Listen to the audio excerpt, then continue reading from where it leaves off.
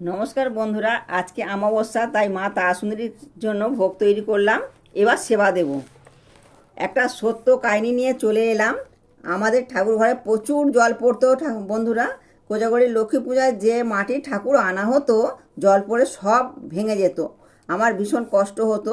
একদিন ঠাকুরকে তাই জানালাম, ঠাকুর, কবে আমি তোমার জন্য সুন্দর একটা মন্দির তৈরি করতে পারবো। হঠাৎ একদিন হুড়মুড় করে ঠাকুর ঘর ভেঙে গেল। তখন কিন্তু ঠাকুরের গায়ে কোনো আঘাত লাগেনি। আমার হাজব্যান্ড বলল, মন্দিরটা কেমন হবে তুমিই বলবে, রোজ ঠাকুরকে জানাই কীভাবে মন্দিরটা করব। হঠাৎ একদিন ভোরের দিকে স্বপ্নে দেখি বাড়ির পাশে রাস্তার ধারে 30 ফুট উঁচু লম্বা সুন্দর একটা মন্দির, যেন মাথা উঁচু করে দাঁড়িয়ে আছে।